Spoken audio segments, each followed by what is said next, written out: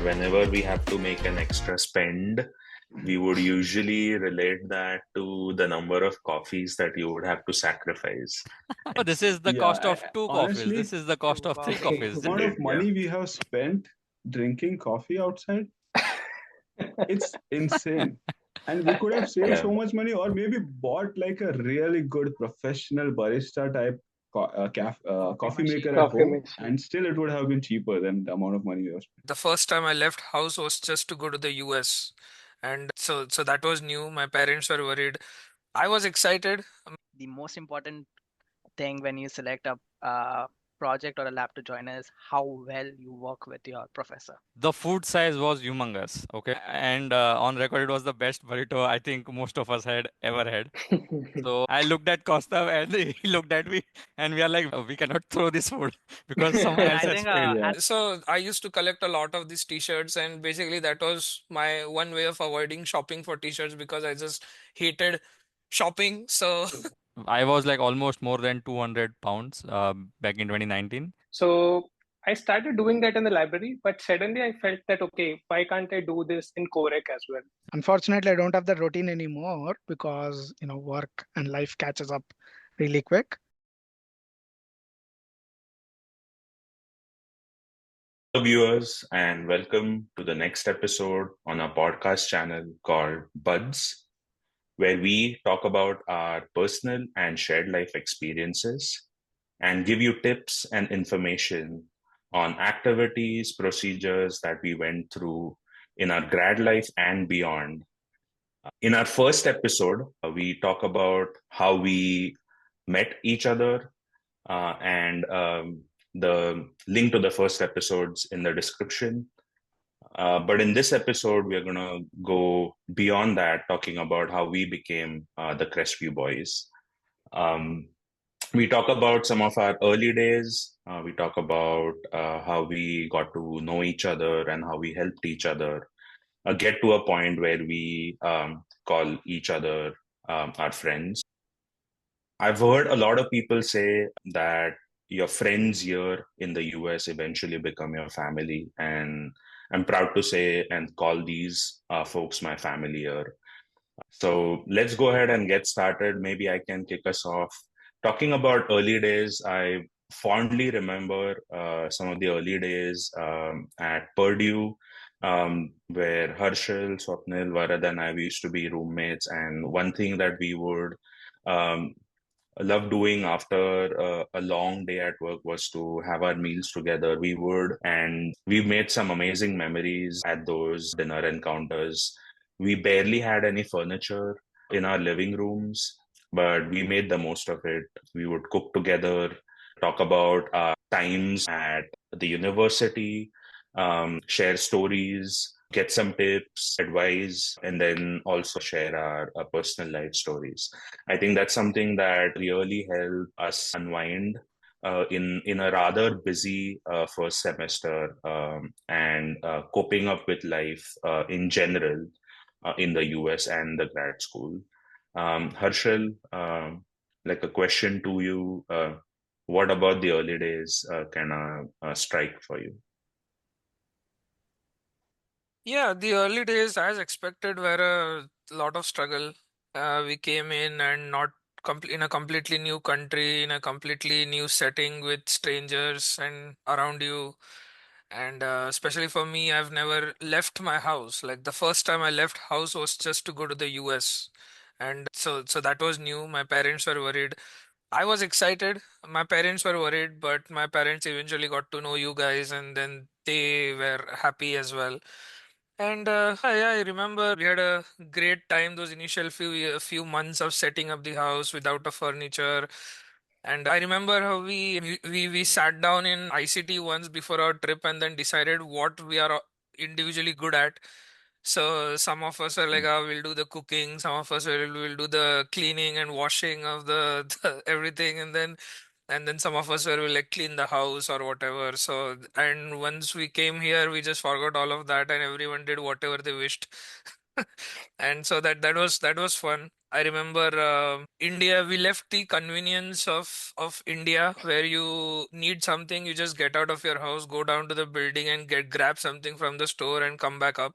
But that's not the case in the US. That hit us really, really early on, because even for a little thing that we needed to buy, we had to take the bus all the way to the Walmart. And the Walmart, by the way, was really far from where we stayed earlier. And so going to the Walmart, coming back with packs full of stuff inside the crowded bus, that was fun. And that's when we realized that we needed to have some form of transportation, not just the bus, but some form of private transportation to take care of these things. And so we started putting a little pressure on Abhijit because so we remembered Abhijit told us that he loved driving. So I was like, "Well, okay, why don't you become the driver then for us and buy a car yourself?" But So how much time did it take between you landing in US and buying a car? Oh, it was almost 2 years 2 later, to be years. honest. Yeah. Yeah, I had when my I came, I family think visiting me at that point, and so I thought it would be best to have a car so that I could take them around much more freely and easily than having to rely on either car rentals or anyone else to take us around. Yeah, I think that also helps a lot because our Indian driver's license is also valid for either 6 months or one it depends One on year state Yes. to from state, the I would date of state say. arrival. And It Yeah. state depends. that Like in you California, yeah. it's like maybe 10 days or 15 days. It all depends on the state yeah, where you are so at. I think don't take our advice for it. You should do Yeah, your yeah. own research to see how Right. long you can drive the car using your Indian license. Yes. Yeah, Coming back but that's to an some of the. Go ahead, sir. yeah. I'm just saying that's an avenue that you could use to make your life easier in the Hmm. first few Yeah, yeah. days here. Definitely. And Yeah. there are a lot of car rental options. You have the option to also sign up cars so that you can rent for a few hours. So please look into all those options. We'll try and pin some options in the description as well. That way you can look through those, navigate through those. But coming back to early days, Ranga, I know you were the next one coming in. You want to talk about your first semester? I know a big part of this first semester includes us looking at our advisors, since all of us here are PhDs. Could you shed some light on how those early days were? Were there any connections that you made, and in general about procedures that you had to go in that first semester? yeah, I'm happy to share that. So that was, I think, one big difference that I had, because now I felt like I was entering into a professional setting. So till now, you are sort of guided by always someone, or like, let's say, I mean, you prepare for exams, but you don't really like get to make big choices, and you have a lot of freedom. So there is no, let's say, constraint on you to choose. So then I felt like having someone who can give advice on these things, especially like, let's say, the advisor selection, was a big thing in my first semester. I mean, on the other hand, you are into a new country, you have to look after a lot of things. Like for me, this was the first time, even though I stayed in hostel, this is a completely a different setup. So there's that sort of like settling into a new arena of life. But at the same time, with respect to the advisor selection, I felt like having talking. Actually, we had like a mentor-mentee thing, which really helped us. So the Purdue GSO helped us give like a mentor who is, let's say, 3-4 years ahead of you.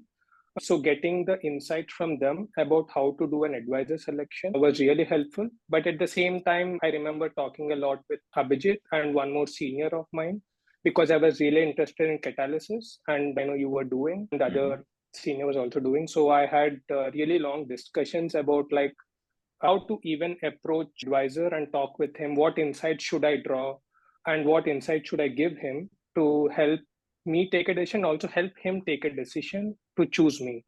So both sides it's important, and I feel like advisor selection is sometimes not only about the work, and it's also about some personal connect. You would see that if the advisor can really help you grow professionally and also like at least think about your personal life as well, that really helps. So yeah, so those are the things I kept in mind, and especially that also helped me connect with you guys a lot more. Yeah. Advisor selection.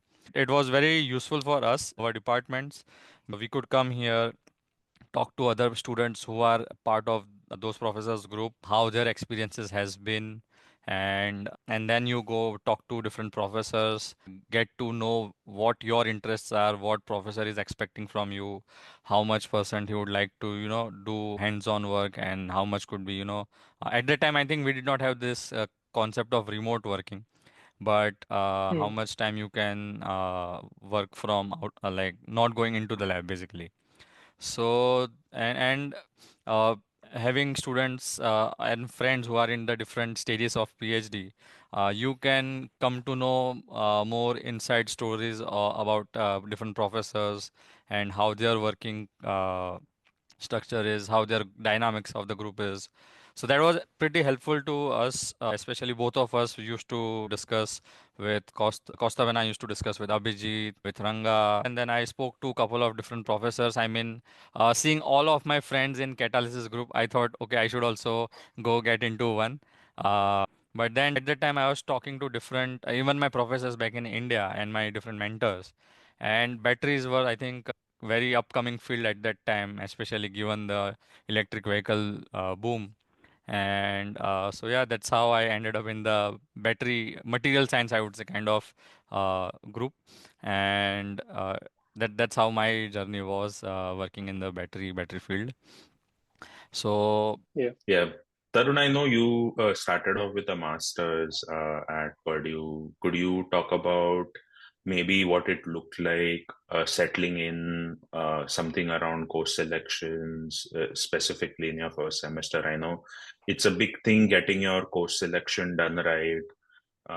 You want to maybe give some advice on that and talk through Yeah, your experiences? definitely. I mean, I had two first semesters, right? One for my master's and one for my PhD, and both are different experiences.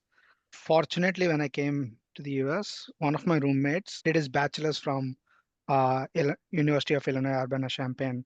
So he knew the landscape of the Midwest as well as the landscape of the US, how things work, and especially in the Midwest, where there is no great public transportation. You rely on, having a car or having a bus service that takes you to Walmart and stuff like that.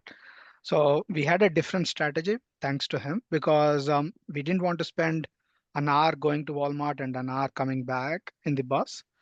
So what we did was, out of the three people, two people used to go ahead and do the shopping and then call the third person. And the third person rents out a zip car, which is by the hour. So I think back in the day, it was like $6 an hour or something like that. Mm. So I was more comfortable driving. So I used to rent a car, go pick them up, and then come back, drop them off. They used to take all the groceries out of the bag, and then, I go return the car. And then eventually what happened was all of my friends in the same apartment complex started doing the same thing where all of them like go shopping and then I go pick everyone up and then just drop them back. That way it's like we are all saving money and then we just split the costs. Great. Just as a piece of advice here, I know we were talking a little about course selection and course, how do you navigate through selecting the right course for you? And one piece of advice that I would give is in case you don't happen to know what kind of electives or courses you want to take, early days is a good time to enroll in a lot of them. It would mean that you would have to sit in a few extra classes, but you would get an idea about the curriculum, the course description by talking to the professors and also attending their lectures. And then you have a period after you've registered for a course to either drop it or continue with it. So I would say if you are unaware of whether you want to take this course or elective, or you have multiple that you are confused between, then that's a good way to kind of navigate through the course selection process. Dishan, a quick question for you. Could you maybe talk about your early days at Purdue, but also maybe shed some light on some of the other things that you have to manage apart from your time at the grad school, which could involve visiting banks SSN, etc.? Sure. So I think one thing that has helped me a lot is connecting with other students who were already at Purdue before I came. That made my life a lot more easier because I got some clarity on what things to expect and what are the things that I need to take care of when I'm there. A few of those things are like, okay, if I arrive a little bit earlier than my courses start, then it's good that I can set a few things up before I get busy with the courses. A few important things are like, if you don't get it from India, get a phone number in the US. So I remember Yash at that time helped me. On the next day after I arrived, we went to the T-Mobile store and got a phone number for me. Another important thing to remember is that as an international, you need to have a health insurance over here. And typically, universities do have the options for health insurance coverage. So you have to register for those. Then you have to also take care of your finances, like manage how you are going to get money, bring in money. If you are getting funded by the university, like a lot of PhDs are, then you have to set up your direct deposit account. So getting that thing done. And then if you are coming and bringing some money from India, maybe with a Forex card, how do you transfer that to your US bank account? So those were the things which I got the help from other people who are already here. So that made my life easier. And also like getting a social security number is important because Aadhaar card. you that's kind of like, yeah, for people who are in India, social security number is similar to what Aadhaar card is in India. Everything is linked to that. So all your credit history and everything will be linked to a social security number. And it's good to have that, especially when you're employed and getting salary, you need to have it. And it also helps for you to build a credit history, which eventually is very important when you stay here for long. And maybe we can talk in detail about that later on in some other episode. Another thing I want to talk about is there will be a little bit of a cultural shock when you arrive here from a country outside. It depends on where you come from. Let's say if you're coming from an urban city, let's say Mumbai, more or less you know what to expect, and you have people and friends who are here. So then it's going to be a little bit of an easier transition. But for some people, it may be a bit of a rougher transition. So that thing is something which takes a few weeks at least to acclimatize yourself, to get to know how things work over here. Even things like your language skills and your accent. In the beginning, it may you may have experiences that, hey, you are trying to talk to somebody, but they don't understand you because we have an Indian accent. So that's also something which we have to keep in mind. In addition, when you get started with the college, the differences in education system could sometimes be stark depending on which university we study in India. So the courses in India typically are not very rigorous, but over here, generally, especially at good universities, we have um, courses which are rigorous in terms of the assignments that you have to do, in terms of the report submissions, quizzes that you may have, mid-sems and end-sem examinations. So my point is it keeps you busy and you cannot take too many courses at in a semester. Also, if you're joining a program which has a thesis research, you have to balance and think about both. Just to add to that, Dishansha, sorry, Abhijit. Just go a ahead. follow-up Yeah. question to Dishansha's background. Dishansha, you mentioned that you worked for some amount of time before you came to the US to pursue your PhD, right? I know many of the students are always stuck in this dilemma whether after their masters or after their education, do they want to directly just come here and pursue studies, or do they want to work for some years beforehand? Mm-hmm. So, as someone who has gone through this yourself, what is your experience? I would like to ask, because I know many Mm-hmm. of my juniors and friends are stuck in this dilemma. So, I would like to ask you about that Mm-hmm. with your experience. So I think both could work, but I think in my case, in my experience, working in industry has helped during my PhD journey to make some right decisions. As in, one, when you are doing independent research immediately, if you come here after your college, the work that you do over here, you may not be able to have a far-sighted understanding on the application of that. Sometimes it's blindsided. We may not know how it may work or translate in industry or in commercial scale. So in my case, because I had some experience working in industry, whatever I was doing as part of my PhD research, I could see how it would translate to industry. So that was a benefit. The downside is one of the things I mentioned is the transition back to academia can be a little rough.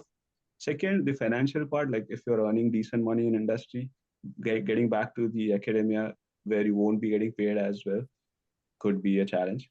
Third, if you spend too many years in industry, then probably not the best thing. So my advice is there are benefits of, let's say, having a year or two of experience in industry before you let's let's say do a PhD, but don't do longer than that.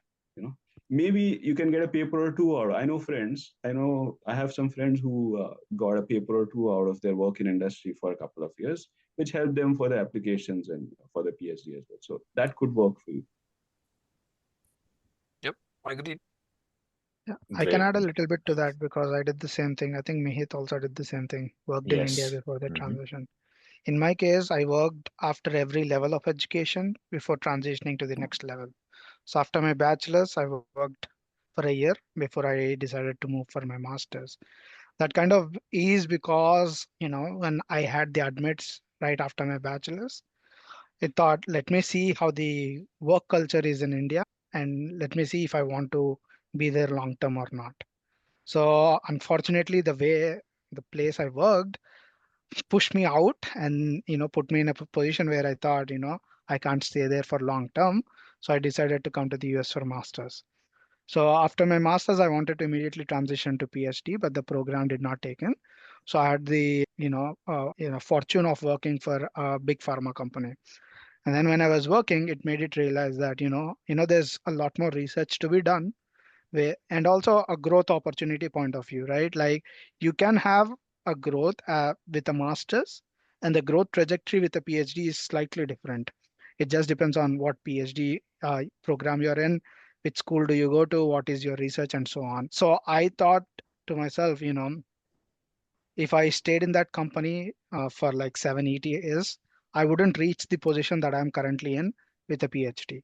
So that kind of helped me go back into the academic setting to kind of make a decision about, okay, this is the route that I want to take for myself, right?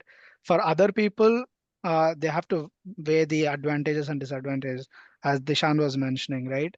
So grad school comes with a lot of advantages, like you have a career path that gives you long-term benefits, but in the short term, you are financially very restricted. Not many grad schools pay a huge amount of stipends, and you are basically living paycheck to paycheck at some point. So leaving industry for a huge pay is a decision that you have to take, and you have to be comfortable doing that for 4 to 5 years. Yeah. So, and if you are comfortable doing that, and if you are willing to put in that struggle, put in that effort, then when you finish your PhD and land a good job, you will reap those benefits later on. So again, it's a individual Kind of an decision people have investment. to make. Yeah, but Yeah, it is for agreed. me at that point of time, it was an investment. So I invested time in myself to reap the benefits later on.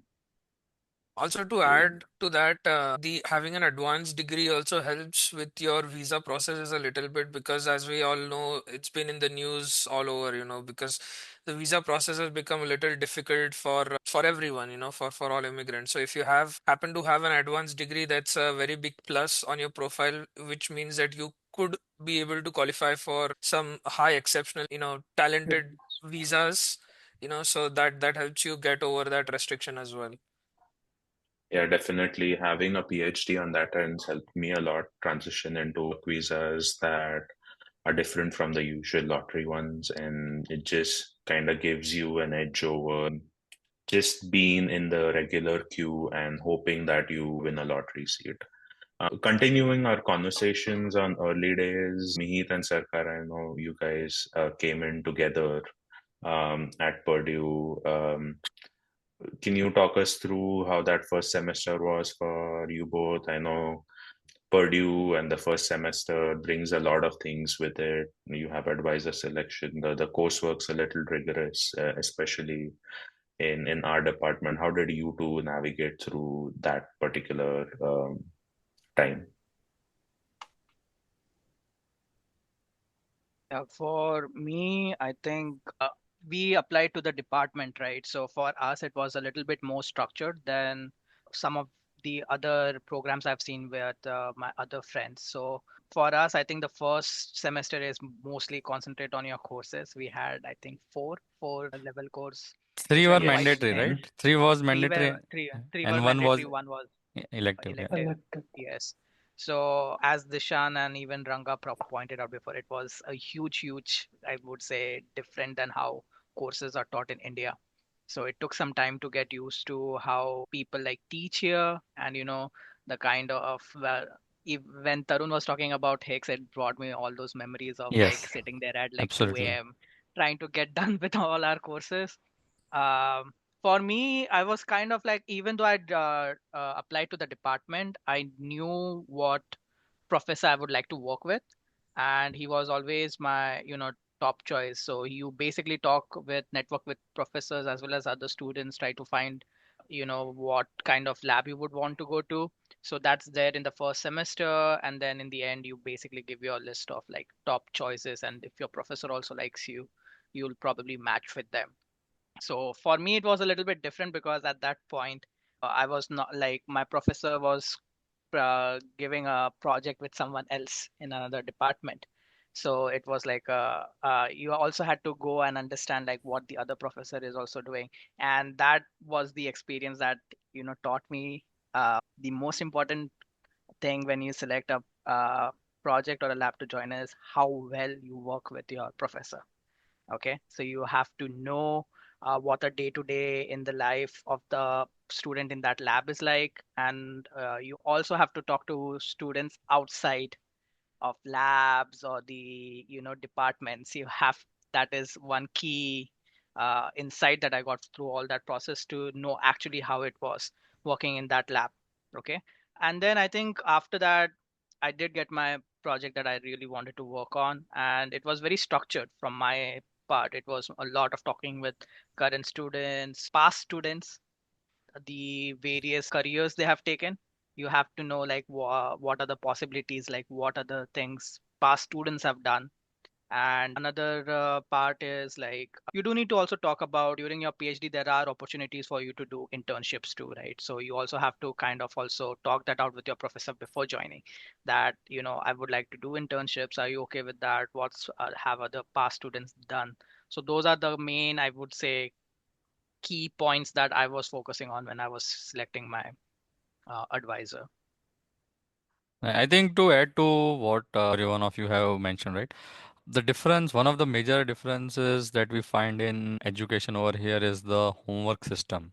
So back in India, we did not have anything of that sort. So over here, every week we were assigned homework, and we were supposed to, submit those homeworks immediately in the next week. And I think that is a big part of how you it's like team building exercise, because some of the problems which are given to us on, and every course has that homework, right? So which are assigned to us, are some of them are pretty tough, so it becomes very difficult to crack it yourself. And that's why people get together, crack their heads over how to like work on those problems and all. And especially couple of courses that we had in our first semester, especially in chemical engineering, was one was transport, and it was pretty difficult, to first of all understand the problem and then go about solving it. Another thing that I wanted to bring up was that books over here are very, very expensive, and each course requires you to have, and I mean, the books here are slightly or majorly different from that we used to study in India. So, but very interestingly, the library system over here is very interesting and very helpful. So, I mean, each library has like few sets of books that you need for that coursework, and everyone tries to get hold of those. But the good thing is they have this interlibrary system where I can order the book, and if it's not available at Purdue, they will get it from UIUC or whoever is in that connection, and then the book would get delivered to us, and then we can hold on to it for some time. So that was a pretty decent experience, and it was completely different. I mean, we have never had something like this in India, right? So I really enjoyed those days. You can lend books on like it could be your education books or it could be novels, anything, name it, and you can get it from the library. So I could take good advantage of those in my initial days. And I remember, like Dishan mentioned, that he immediately got a T-Mobile. So I think T-Mobile was slightly expensive for us to start with initially if you start individual programs. So I remember Costa when I went to the Indian store and got a Leica mobile, which was like free calling to India, To which was very India, essential, right? initially when the home internet or Wi-Fi is not set up in the house. So talking to your parents and if you convert the T-Mobile, I think was twice the price I think that we got for Leica mobile. And though it had limited internet or so, but it was, I mean, very useful in connecting to the people. And I remember a story that I think our friend or someone told us that if we buy the SIM card and activate over there, they might charge us a few dollars more. And coming initially, we always tend to convert to our Indian rupees. So I'm like, why should I pay those 200, 300 rupees, which is like $2, $3 for activation, which I could do myself. So those were, I mean, small things that I remember as we are discussing. And when we talk about our development of connections with each other, one story that comes to my mind is the ones that my seniors developed. So it's like the first years are taken out for a lunch or a dinner by second year Yeah. students. So Ranga took Kaustav and I for the first time to Fiesta. I mean, that was the place where like they used to take us, the seniors used to take the juniors, and then we followed the same tradition with our next years. So the food size was humongous, okay? And since, as I was mentioning, we convert, so when they took us out to Fiesta for it was enchilada style burrito. I specifically remember, and then there was a huge size of the Coke or a Sprite. I think we got with the food item, and it was maybe like $7, $8. I don't remember, but it was pretty expensive if we convert, right? So, but the size of food was humongous. It was such huge size of that burrito, and on record, it was the best burrito I think most of us had ever had. So And they haven't changed. Even they have last not year, changed that. towards the Okay. later part, Okay. I had it and it's still the same. It's so good. Yeah, it's very tasty. And yeah, talking Yeah, about like $7, $8 being expensive I mean that after time, right? living That here for time when so you many. convert. Yeah, yeah. So would you say the same Yeah, thing? early days You definitely convert feel very everything. different. Yeah, Yeah, yeah. Yeah, yeah, That's you one and thing. tend Yeah, to that's an convert a important lot thing of you brought up. things. And Yeah. then the thing This is was what like, I used since to. someone Yeah, else is I'll let you paying finish. for your lunch or dinner at that time, right? So both Mm-hmm. of us started eating, and then as we reached halfway, we were like, "Oh my God, this is too much food that I've had." I looked at Costa and he looked at me, and we are like, "We cannot," and we did not know that we could take this food home, and then you can heat it up and then use it It- again. So the takeout concept was not known to us at that time, I guess. So both of us looked at each other and we are like, we cannot throw this food because someone And else I has think paid. Yeah. we were looking at each other and we looked at Ranga Yeah, with he his was already burrito, there. and Ranga was almost done. And I'm like, what? How are they? And at that time, Ranga was also like, we, that. I'm like, how is he eating so much? we Absolutely. got accustomed to the That, yeah, size of you the brought in some lunch. really interesting points about the cultural differences. Like one thing, the portion sizes over here generally in the US are Yeah. larger, but because of that, they do have a system of like whatever's left over, you can take it away. It's like a Hmm. very normal thing over Yes. here, which is not the same in India. I mean, they do provide the option to take it home, but it's very common over here. And second, the thing that you mentioned about the conversion, Yeah. that reminds me of a very funny thing. So in the beginning, I used to do these conversions, and the conversions were not very intuitive because Yeah. every unit is different over Correct. here, right? Correct. So, for The example, if I want to buy an miles. apple, I want to buy an apple from Walmart, I would have to convert. So the prices over here would be like how many dollars per pound or something like that. So I have to convert the pounds to To kilograms or grams kgs. first. Then I have to convert the dollars to rupees, and then try and figure. Okay, in India, it costs, let's say, like 100 rupees to buy like a decently good apple. How much is over here? And I'll be like, oh, this is too expensive, which was the case in the early few months. So, and talking about the units, it's not just that, like miles to kilometers, Right. talk about Fahrenheit to Temperatures. Celsius, like every these Gallons to unit conversion was liters. also like, it took a while to get used to it. But And I don't know. Yeah, You get when used tell to us it though. how Like you came up with the unit of a coffee, cost of a coffee coffee. Yeah. being our Oh base God. price. Talk about A that. Starbucks coffee. A A Starbucks Starbucks coffee. coffee. Yeah, so Yeah. A just Because for you Starbucks guys used to coffee. context, enjoy a lot, yeah. yeah, so just for Yeah. context, within this group, for whenever we have to make an extra spend, we would usually relate that to the number of coffees that you would have to sacrifice. And if the number's small, it's easier convincing folks in the So group to kind of make that Oh, this sacrifice. is the yeah, cost of two coffees. This honestly, is the cost Two of three coffees. coffees. Just yeah, buy Three it out. and coffees. I think maybe I'm the one who started it. I'm not too Yes, proud you of it, you were the one who but started. Hmm. Yeah.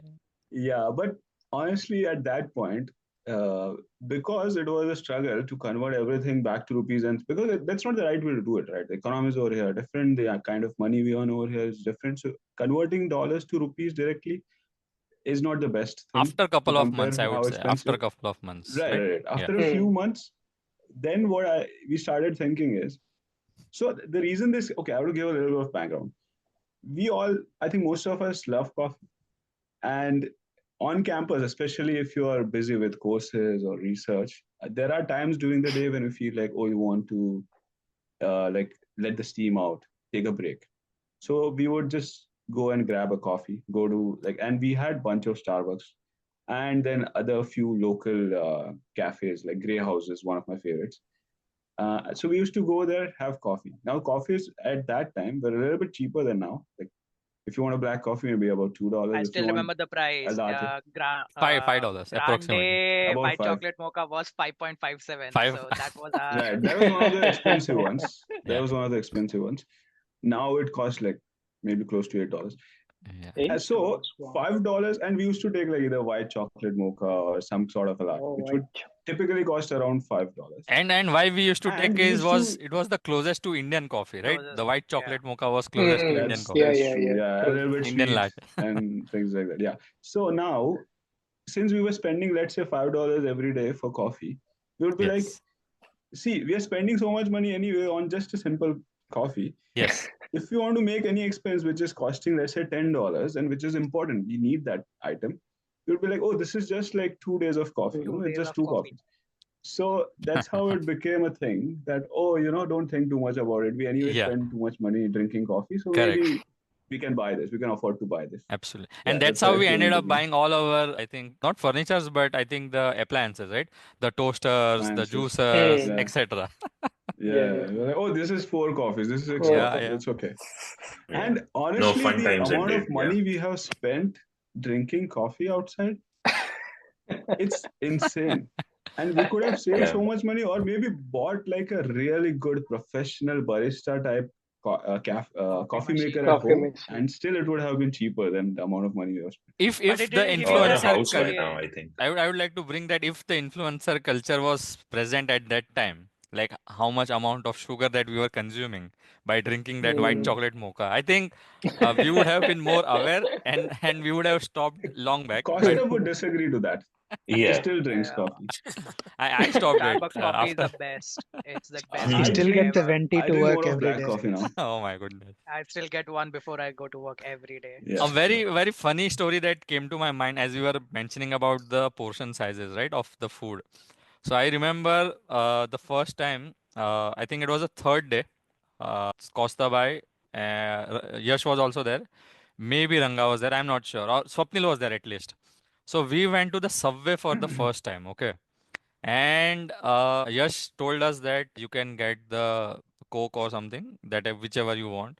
And then they had this machine where you can go and take the item that you bought, right? For example, you said you can get I want a Coke. So, but when we started having the food, Yash said that you can get any of the drinks that you want. And being the first time, I got a large size of Coke, okay? And he said you can have, and later on he said you can have unlimited refills. And when he said that, Correct. I got very excited because in India I never used to drink Oh, I Coke remember that this. much.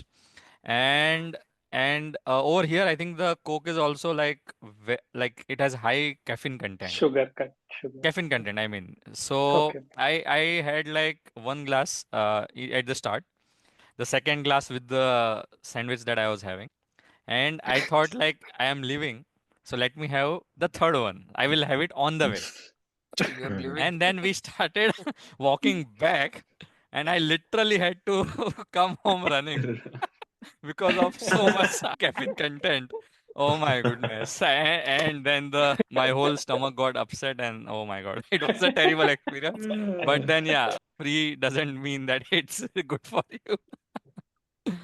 So Oh that was yeah, very For funny. one sure. maybe like a piece of advice as you are navigating through your early days and getting to know people, getting to know restaurants around you. There are a lot of apps that offer you a lot of benefits Oh yeah. when shopping and buying things at these restaurants. One that I remember clearly was something called as a Mucho app, which we had Yes. available at Purdue, where you could get discounts. So be on the lookout for those kind of deals. Always be sure Especially if your you're college eating. wins some sports, you get like extra discounts on those days Yeah. too. Mucho is now Yeah. called Pepper, by the way. It's called a Pepper. Okay. Yeah. Okay.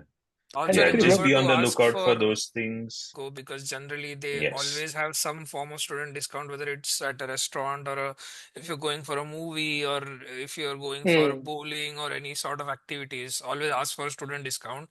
At which point they'll just ask you for an ID, so you have to carry your ID all the time. And sometimes they won't even ask for an ID because it's just how it works here. And then, but don't forget to ask because then that will help save you a few bucks. Carry Uh, the ID everywhere, I think. Even for the bus yeah. travel and all, yeah, you bus Yes. need the travel. ID. Yeah, Yes. Hmm. Yes.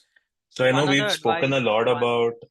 Go ahead. Go ahead. one more small advice, like try to come a few weeks early than your first day at college. I think for Meet and us, we came like 2 weeks before we were scheduled to start, and we traveled like the Crazy. entire campus on foot. Like we used to, like, we don't have anything to do. We used to Correct. like open bank account somewhere, and like the rest of the day is free. So we used to walk the entire campus, and that helped us know where our departments are or where we could go to get like where the good restaurants are and everything else. And then I still remember one day we were also lost, Yeah. and then that was the day we realized, okay, if you're lost on campus anywhere, just look for the bell tower and just keep walking towards it. Yes. So Yes. Hmm. and even at night, right, we used to like get used to into that culture of walking Yeah. around campus. I think yeah, that helped that's us a very good. lot get used Very to the safe campus. campus. Yeah. Yes. Mhm. Purdue is, I think, one Yeah. of the top Just 5 or top 10, I think, safe campus, I guess, in US. Yeah, I think brings out a great point about how the addresses were also put on for a lot of Yeah. courses or for any kind of registration activities that would happen on campus. So you had to kind of be aware as to what that 4-digit code meant for what building. For example, we were housed in the Oh, Forney Hall.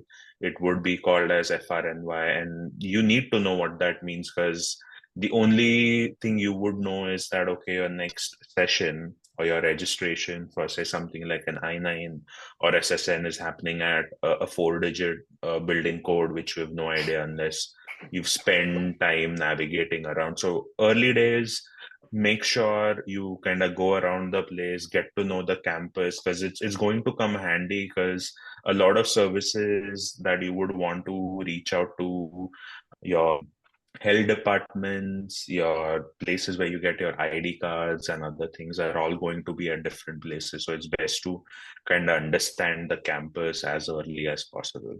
So I know we spent a lot of time talking about our early days, about course selection, going through advisor selection. I do want to spend some time because I know we have some interesting stories about how we made our connects and have become the boys and like we've become family to each other Let's talk a little bit about those. Maybe I can kickstart one that relates to me and Harshal.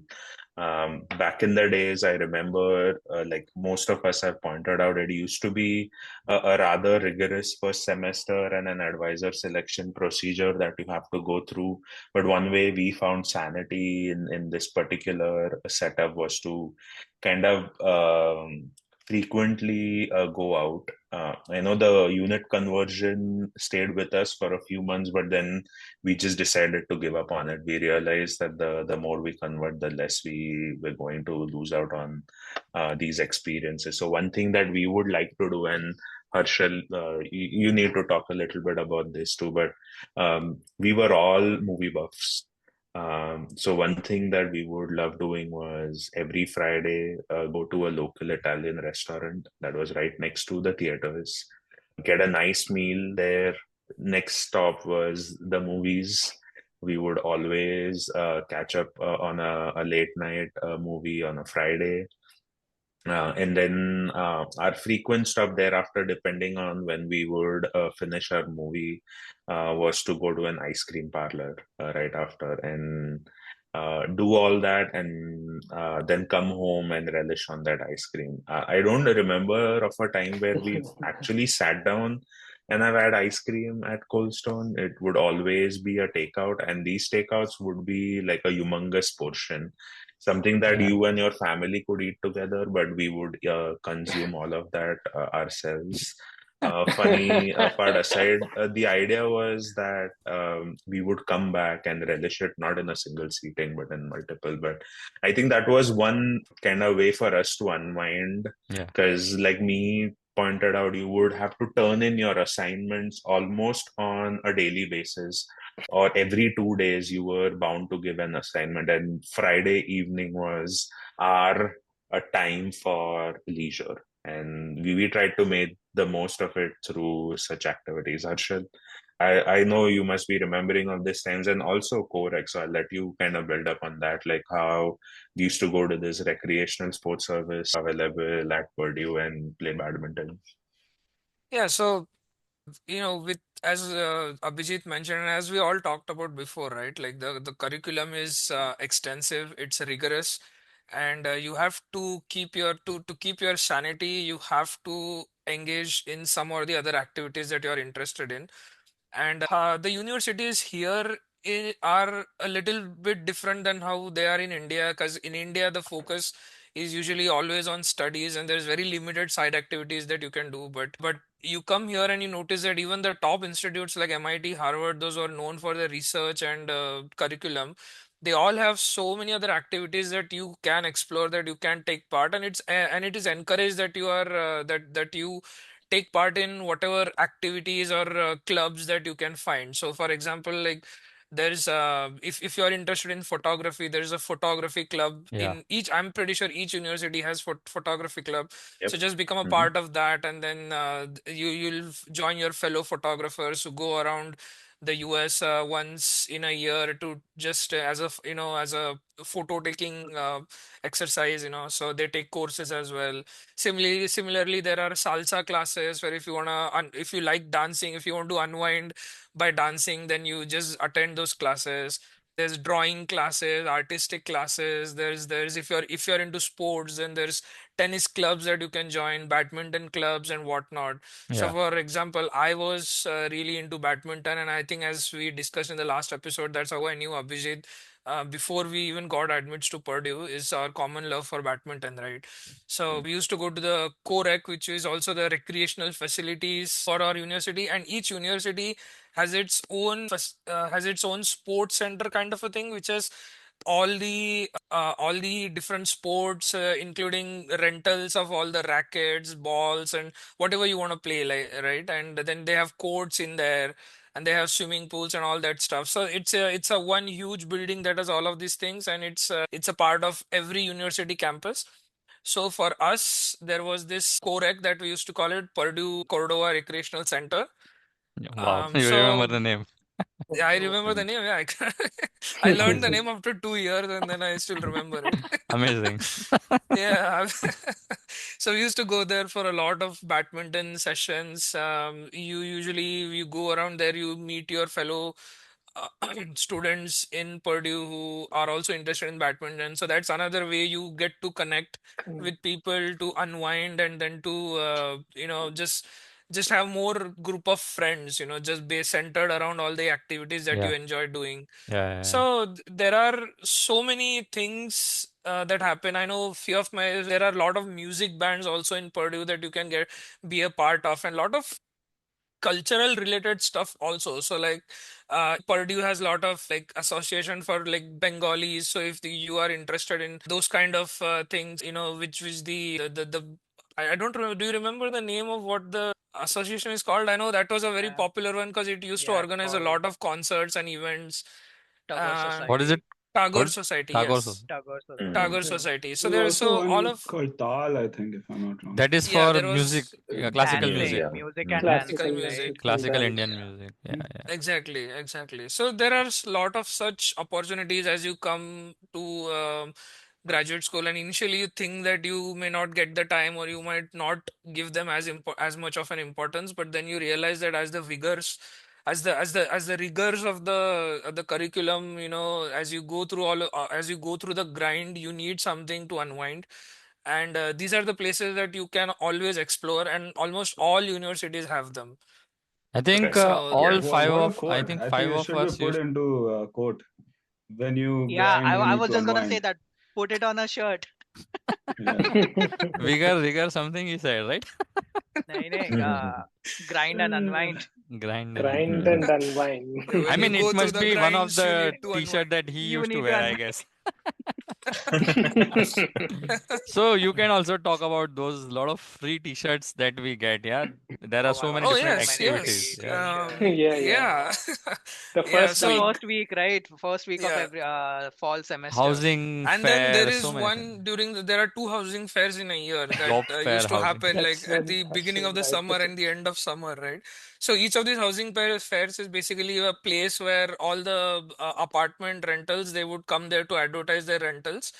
They will, all the apartment rentals around the city will come there to advertise their apartments for the students, and alongside that they have one way to attract students to that fair is to give Yeah. out freebies, and a lot of them typically hand out free t-shirts with their names printed on those t-shirts. So like as the name of this podcast is, this group is Crestview. I have quite a bit of Crestview t-shirts as well. I don't know, I might need to find them if I still have them. But so I used to collect a lot of these t-shirts, and basically that was my one way of avoiding shopping for t-shirts because I just hated shopping. So I And they I will used to go all to the be in like the tackiest color you can ever find. Oh, But exactly, yeah. they'll yeah, be like one of the bright The most neon. comfortable, fluorescence of yeah, colors. Yeah. Fluorescence. one of the most comfortable shirts. One were the Yeah, there used free, to be. yeah, one were the free t-shirts that we used to get, and the other thing Yeah, was free food. And most free of Food. the food. time Yeah, it I was was gonna the talk about pizza that. that we used to have. So I remember in the first semester, Costa and I had signed up for all the events that were possibly there to, connect with other people who have come from different parts of the world. And there were some events that were held at different churches, I guess, where we used to Mm. go talk to people, socialize, and that was kind of easing into the I think the education system and US basically. So that is something that came to my mind. And another thing was like five of us used to go, Abhijit, Costa, Tarun, Harshal, and I. We used to go for playing the badminton, like very frequently. And in the first few weeks of arriving to Purdue, Abhijit and Harshal used to take us for playing badminton, and really enjoyed that first 2 weeks that we got extra before the actual coursework began, and then that was really amazing. But the thing is, all five of us used to go for playing something. But I remember Ranga used to come to Korek for studying. So what was that Ranga about? Why Yeah, did you yeah. do that? So it's very like, I don't know, like in Mumbai and stuff. I mean, I studied in Mumbai and ICT. So till then, I was used to just study in the hostel or let's say, study in the library sometimes. But after coming to US, I felt like you had a lot more like free spaces where people just take their laptops and start working, even talk with each other. So I started doing that in the library, but suddenly I felt that, okay, why can't I do this in Coursework as well? So I did not, I mean, the first thing, this is something I also wanted to mention. Like when I first came, it really felt very different for me because it was very silent. Coming from Mumbai, it was very silent. It was very difficult for me to even sleep sometimes. So luckily I had a AC that kept making some noise, so that helped. But I always wanted something in the background. Okay. So this is like white noise for me. So I started working in the Core. I also like, especially in summers, I really like working near the fountains. And you really saw people like enjoying the day, like talking on the, there used to be like nice green meadows near the fountain. So people enjoying there, basking the sun. So it's I felt like very close with the nature as well. So it was very nice to just get out. Also, like the main thing was like getting out and listening to some noise around me. So that helped. And also like, and I think during the coursework, I made a lot of connections and it really helped the bonding as well, because you really had to do this for like 1 to 2 hours on just single problem. And everyone used to have some skill they used to contribute, whom we are working. So it's like not like one or the other one is speaking. So it really helped us, let's say, like make form a team and really solve one complex problem at hand. Yeah. Yeah, Ranga I was a thoroughly rule breaker. remember. Yeah, study in Thoroughly Coursework, remember like work these out in library. weekends. I remember these weekends where we would just tag along with Ranga because we knew where he would be at any time of the day because Yeah. Ranga had a schedule to kind of It was more important go for him over. because his stuff, his research was a lot of computer based, right? Whereas Yes. ours was a lot of lab Lab based. based. So he Yeah. needed Yeah. to, all those things seem trivial, but for someone like him who's on their laptop all the time, I think these are very important things. So Oh yeah, but we had what I was talking about was a lot of discussions that you would get to have as a group, being at a place which was not campus or each other's home, mostly at cafes and the scenic places that Ranga was talking about, either a fountain or a park where we would spend our weekends talking, chatting, but also doing some level of work.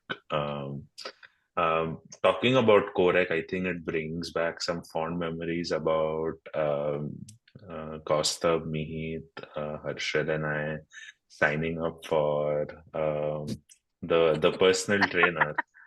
Maybe I'll have Kaustav talk a little about it. It was hilarious. Let's talk about the first one. I know that was the most memorable one. Set. So yeah, we all of us went through like a health phase where we all wanted to get in shape. We had very big dreams. So we decided to take personal training. It was, I think, 12 classes, right? That we Yes. signed up for throughout the year. And the Not very throughout the first year, class, one semester, I guess. For a One one semester. semester, yeah. one Yeah. semester, okay. And I think the first day he just called us to do a initial physical checkup kind of thing where we were just going to do some of the what we thought would be a very casual kind of checkup. So we get there at like very early in the morning, I think around Yeah, we 6, signed up for a 6:30, 7 a.m. or 7 7 yeah. a.m. class, which for me was like, I don't get up that early, first of all. So that was already an ordeal for me. So we reached there and he's already there and he's like super pumped and like he's so optimistic about life. And I'm like, this 6:30 in the morning, bro. It's fine.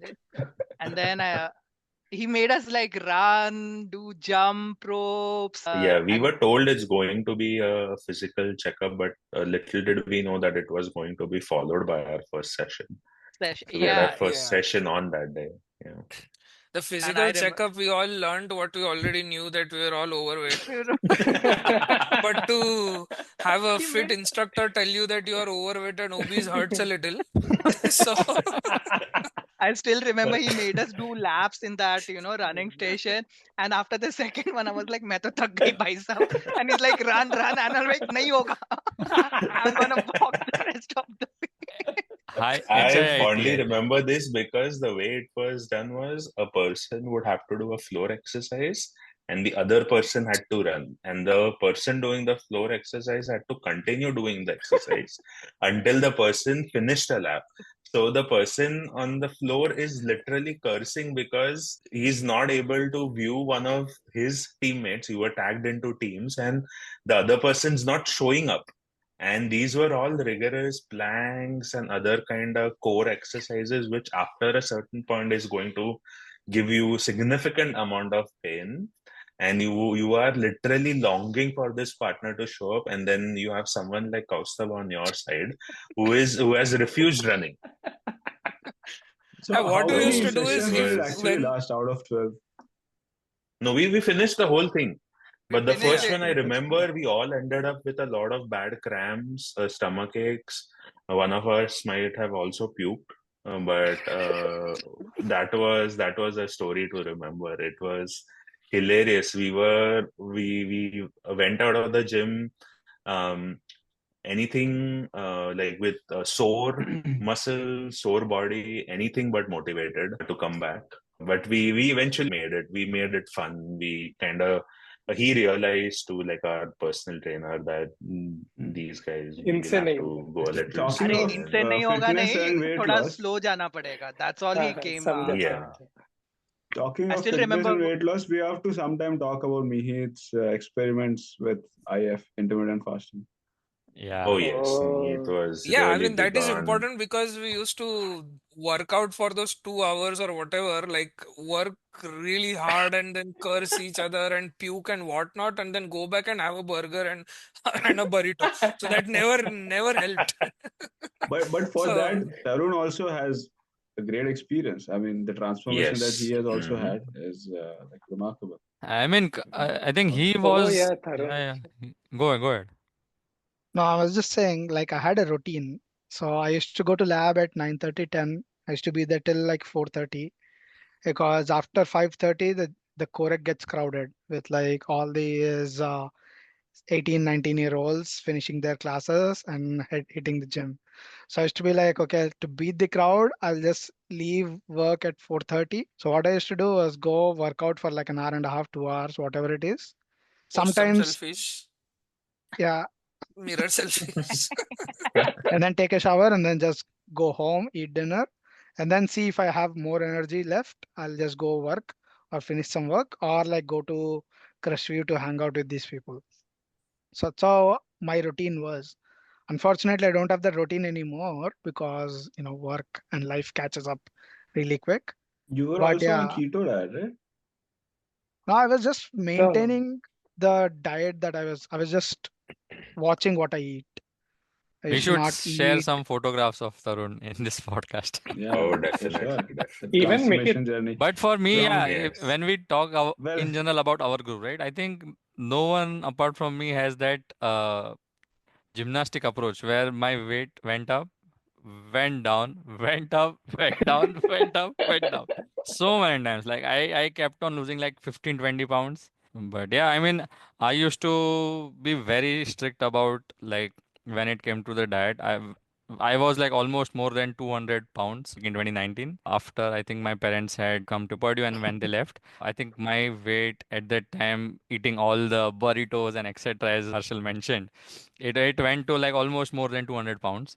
And after that, I decided like now it's just too much. I need to lose like lots of weight.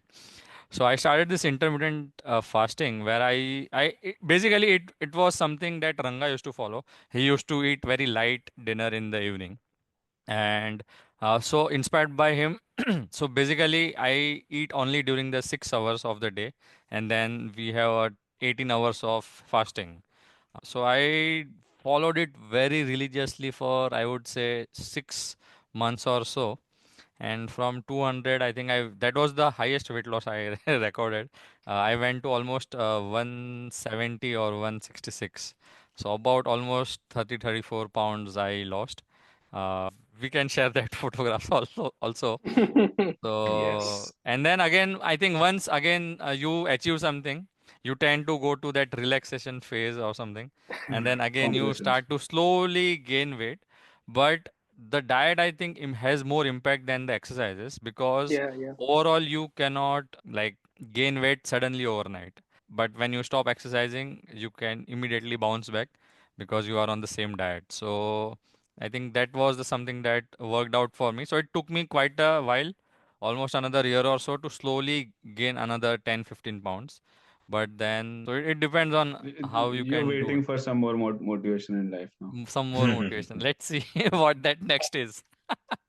Yeah, talking about, I think, sports in general and fitness. I know Ranga and I were on a spree too, where we decided to take up half marathon running, and I think some of the best, I think, experiences on these runs, let alone the sceneries around Purdue, where we would kind of run around to complete like a 21-kilometer course. But just that time and talking to each other, motivating each other during runs. I remember every Saturday weekend morning, one of the mornings on the weekends, we would step out for a long run, which would range anywhere between like a 10 to an 18 kilometers, go around Purdue. And then just, I think where I'm getting to is there are a lot of activities for you to kind of do, team building, meet new friends, get to know the campus in particular, and in particular, just deviate away from, like Harshal said, the rigors of your grad life. Yeah, so I want to add a little bit about what Abhijit you mentioned about the Crestview. And I think I want to thank Mihit for being the glue to bring everyone together at one place. Yeah. So I remember in the early days in the first year, the hub was kind of where you guys used to live at 345, right? Where it was you, Abhijit, Harshal, Swapnil, and Varad. And then I remember times when your parents visited Abhijit, and that's one of the early times when I got to meet a lot of people in the group. That was fun. And then later on, because Abhijit also is a very social person, likes to hang out with people. So he always used to maybe invite people, one, two, three people all the time during the evenings, after work, or on the weekends all the time. And because of that, people started showing up and we all connected well. It takes a little while to build close friendship, right? But if you keep on frequently interacting, hanging out together, then that's how you get to know each other better and develop closer friendships. So yeah, that's something I want to definitely give credit to Mihit about. Thanks for that. And me being a roommate who is not that social, got the benefit of it. So And one thing, when we were talking about the gym phase, the health phase that we had, all of us had, Dishan used to get those health phase once in a year for 1 week. And he said this week, and he would start jumping in the house. Okay, I'm going to do this. Let's start exercising. And then once or twice in those phases that came, both of us used to go for running around West Lafayette. Happy Hollow Park. Happy Hollow Park, and then we used to go near waterfront and like though that was a loop, I think. Some trails. Yeah. So that was a pretty amazing time when Dishan used to get excited to work out. We have all run around the campus a lot. Dishan's reason for working out was opposite to ours. We needed to lose some weight. He needed to gain some weight. Gain some weight. So most of the time, most of the times our exercises wouldn't really match up. That's true. He used to do brain exercise. Yeah, so I know there are a lot of stories to uncover as we talk about our times at Crestview. But I hope this episode kind of gave you a picture of how the friendships that we developed in our early days kind of helped us navigate through a rather rigorous coursework and kind of like just navigate through that period. With that said, I think we'll call an end to this episode, and in the next episode we'll bring you more stories about our friendship and fellowship and how they've kind of translated into trips, into more fun activities, and also give you some information along the way. So with that, adios, and see you. Bye. Bye. Bye. So for more content, like, comment, subscribe, and share.